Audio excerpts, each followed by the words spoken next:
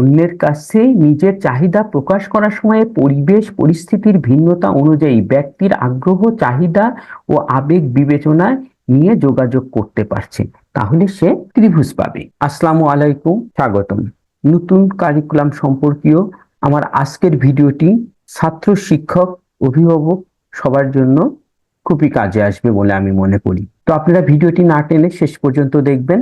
তো চলুন শুরু করা যাক। এই পর্যায়ে আমরা জানতে চাই পারদর্শিতা নির্দেশক কি। পারদর্শিতা নির্দেশক বোঝার জন্য আমাদের বিষয়ভিত্তিক মূল্যায়ন নির্দেশিকা অনুসরণ করতে হবে। ষষ্ঠ থেকে নবম শ্রেণী প্রত্যেকটি বিষয়ের মূল্যায়নের জন্য রয়েছে মূল্যায়ন নির্দেশিকা।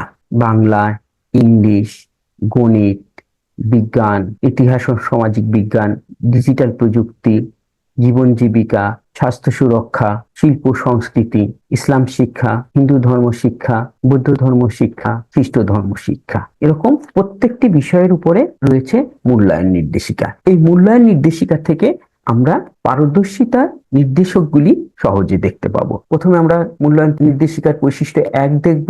সম্মানিত সুধী, লক্ষ্য করুন, মূল্যায়ন নির্দেশিকার বৈশিষ্ট্য 1-এ আমরা দেখতে পাচ্ছি শিখন যোগ্যতা সমূহ মূল্যায়নের জন্য নির্ধারিত পারদর্শিতার সূচক বা পারফরমেন্স ইন্ডিকেটর, পিআই। নতুন কারিকুলামে শিশু শ্রেণী থেকে দ্বাদশ শ্রেণী পর্যন্ত একজন শিক্ষার্থী কি যোগ্যতা অর্জন করবে সেই যোগ্যতাগুলি শ্রেণীভিত্তিক ভাগ করে দেওয়া হয়েছে। আবার প্রত্যেক শ্রেণীতে সেই যোগ্যতাগুলিকে বিষয় ভিত্তিক ভাগ করে দেওয়া হয়েছে। আবার প্রত্যেক বিষয়ের ক্ষেত্রে সেই যোগ্যতাগুলিকে ক্ষুদ্র ক্ষুদ্র ভাগে ভাগ করা হয়েছে। তাহলে বিষয়ভিত্তিক পারদর্শিতা নির্দেশক বা পারফরমেন্স ইন্ডিকেটর কিন্তু ভিন্ন। আশা করি আপনারা বুঝতে পেরেছেন যে একজন শিক্ষার্থী ওই শ্রেণীতে কি যোগ্যতা অর্জন করবে সেই যোগ্যতাগুলি প্রথমত বিষয়ভিত্তিক ভাগ করা হয়েছে, পরবর্তীতে প্রত্যেক বিষয় থেকে যে যোগ্যতাটা অর্জন করবে সেই যোগ্যতাগুলিকে আবার ছোট ছোট ভাগ করে ওই বিষয়ে যে চ্যাপ্টারগুলি আছে, নতুন কারিকুলামে বলা হচ্ছে অভিজ্ঞতা, সেই অভিজ্ঞতার ভিতরে বন্টন করা হয়েছে।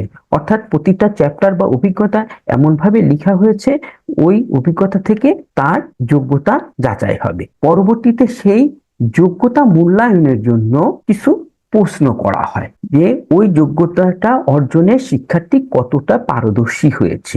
সেই পারদর্শিতা নির্ণয়ের জন্য যে নির্দেশকগুলি ব্যবহার করা হয় সেটাই হচ্ছে পারদর্শিতা নির্দেশক। উদাহরণস্বরূপ এখানে আমরা ষষ্ঠ শ্রেণীর বাংলা বিষয়ের একটি যোগ্যতা দেখছি। দেখুন, মূল যোগ্যতা নাম্বার 1.6.1। এই 1 হচ্ছে বাংলা বিষয়ের বিষয় কোড 1, 6 হচ্ছে ষষ্ঠ শ্রেণী, আর পরবর্তী 1 হচ্ছে 1 নাম্বার যোগ্যতা। তো বাংলা বিষয়ের 1 নাম্বার যোগ্যতাটা কি? পরিবেশ পরিস্থিতিকে বিবেচনায় নিয়ে ব্যক্তির আগ্রহ চাহিদা অনুযায়ী মর্যাদা বজায় রেখে যোগাযোগ করতে পারা। বাংলা বিষয়ে অধ্যয়ন করে সে যে 1 নাম্বার যোগ্যতাটা অর্জন করবে সেটা আপনারা দেখলেন। পরবর্তীতে এই যোগ্যতাটা যাচাইয়ের জন্য যে যে নির্দেশনার প্রয়োজন হবে সেগুলি এখানে উল্লেখ করেছে। এই যোগ্যতাটা যাচাইয়ের জন্য দুটি নির্দেশকের প্রয়োজন হবে। কি? নিজের এবং অন্যের প্রয়োজন ও আবেগ বিবেচনায় নিয়ে যোগাযোগ করতে পারছে। অর্থাৎ শিক্ষার্থী নিজের ও অন্যের প্রয়োজন ও আবেগ বিবেচনায় নিয়ে যোগাযোগ করতে পারছে কিনা সেটা যাচাই করা হবে। এই কাজটা করতে সে কতটা পারদর্শী, এবং তার জন্য তাকে যে মাত্রা দেয়া হবে চতুর্ভুজ, বৃত্ত, ত্রিভুজ, সেটা কিভাবে? অন্যের সাথে যোগাযোগের সময় নিজের চাহিদা প্রকাশ করতে পারছে, যদি এতটুকু করতে পারে সে চতুর্ভুজ পাবে। আবার দেখা গেল অন্যের কাছে নিজের চাহিদা প্রকাশ করার সময় ওই ব্যক্তির আগ্রহ, চাহিদা ও আবেগ বিবেচনায় নিতে পারছে, তাহলে সে বৃত্ত পাবে। আর অন্যের কাছে নিজের চাহিদা প্রকাশ করার সময় পরিবেশ পরিস্থিতির ভিন্নতা অনুযায়ী ব্যক্তির আগ্রহ, চাহিদা ও আবেগ বিবেচনায় নিয়ে যোগাযোগ করতে পারছে, তাহলে সে ত্রিভুজ পাবে। প্রিয় সুধী, আমি আপনাদের সামনে উপস্থাপন করছি পারফরমেন্স ইন্ডিকেটর বা পারদর্শিতার নির্দেশক কি। যে বাংলা বিষয়ের এই যোগ্যতাটা দুইটা নির্দেশকের মাধ্যমে যাচাই করা হবে। অপরটি কি? মর্যাদা বজায় রেখে যোগাযোগ করতে পারছে। স্বাভাবিকভাবে আমার আলোচনা থেকে আপনারা তেমন একটু কিছু বুঝতে না পারলে এইটা বাংলা বইয়ের একটা অভিজ্ঞতা, সে পড়বে, সেই অভিজ্ঞতা থেকে সে যে যোগ্যতাটা অর্জন করবে সেই যোগ্যতাটা যাচাইয়ের জন্য এই পারদর্শিতা নির্দেশকগুলি ব্যবহৃত হবে। সেক্ষেত্রে পারদর্শিতা নির্দেশকের একটা ক্রম করা হয়।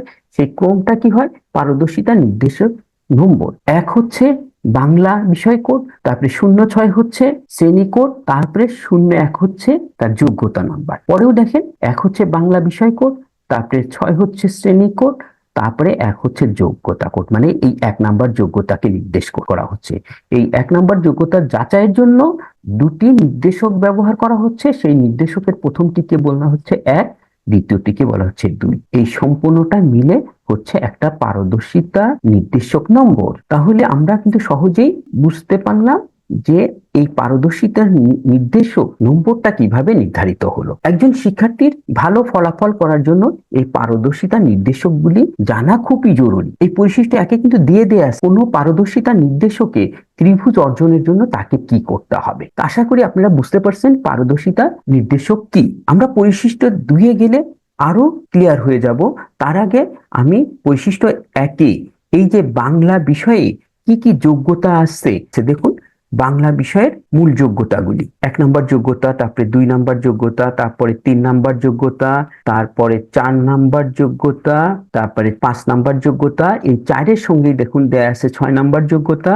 তাহলে দেখেন ষষ্ঠ শ্রেণী বাংলা বিষয় থেকে শিক্ষার্থী 7টি যোগ্যতা অর্জন করবে। এই যোগ্যতা মূল্যায়নের জন্য পারদর্শিতা নির্দেশকগুলি নির্ধারিত। এবার আমরা পরিশিষ্ট 2 এ গেলে আরেকটু পরিষ্কার হতে পারবো।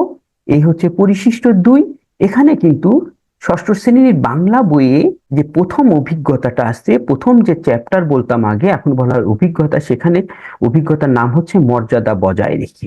এই 1 নাম্বার অভিজ্ঞতায় কোন কোন পারদর্শিতার সূচক আসছে সেগুলি এখানে দেয়া আসছে। দেখুন এই 1 নাম্বার অভিজ্ঞতা থেকে সে কোন পারদর্শিতা নির্দেশকটা তাকে যাচাই করা হবে। আপনারা আগেই দেখেছেন পারদর্শিতা সূচকটা বা নির্দেশকটা কোত্থেকে এসেছে, যোগ্যতা থেকে, এবং সে কি কাজ করলে শিক্ষক তাকে কি মাত্রা দিবে। এবং দেখুন এর নিচেই লেখা আছে যে পারদর্শিতা দেখে মাত্রা নিরূপণ করা যেতে পারে। এই নির্দেশনাটাও কিন্তু শিক্ষকের প্রতি দেয়া আসছে। এবং বাংলা বইয়ের পৃষ্ঠা নং 4-এর ছক, পৃষ্ঠা নং 8-এর কাজগুলো, এই যোগ্যতাটা যাচাইয়ের জন্য শিক্ষক কোন পৃষ্ঠা কোন কাজগুলো দেখবে। এই বিষয়টি আপনাদের সামনে আমি উদাহরণ আকারে বাংলা বিষয়টি তুলে ধরলাম।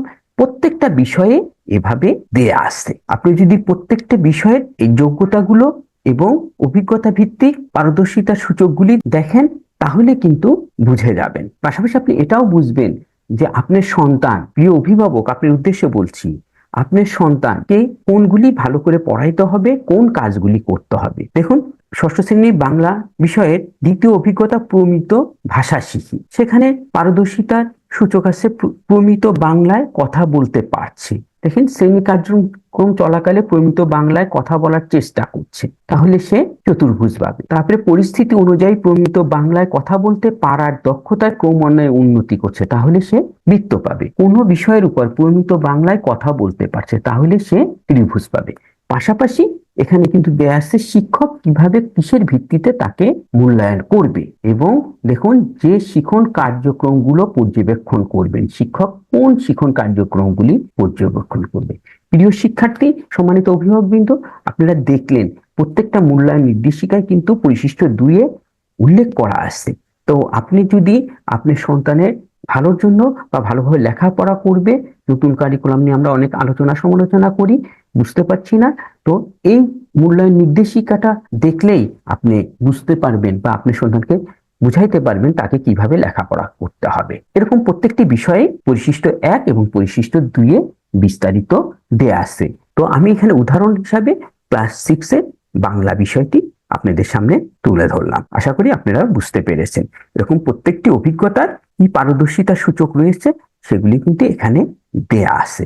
একজন শিক্ষার্থী কোনো অভিজ্ঞতা শুরুতেই যদি এইখানে তাকে কোন পৃষ্ঠাগুলি যাচাই করতে হবে, কোন ধরনের প্রশ্ন, এই পারদর্শিতা নির্দেশকগুলিকে আমি ধরে নিতে পারি তার প্রশ্ন, এই প্রশ্নের উত্তরগুলি তাকে শিখতে হবে।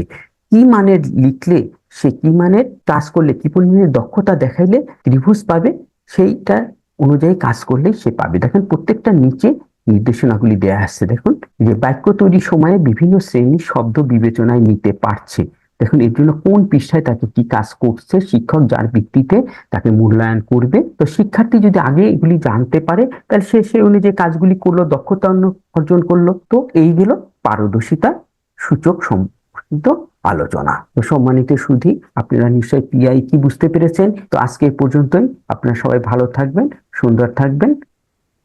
আল্লাহ হাফেজ। আসসালামু আলাইকুম।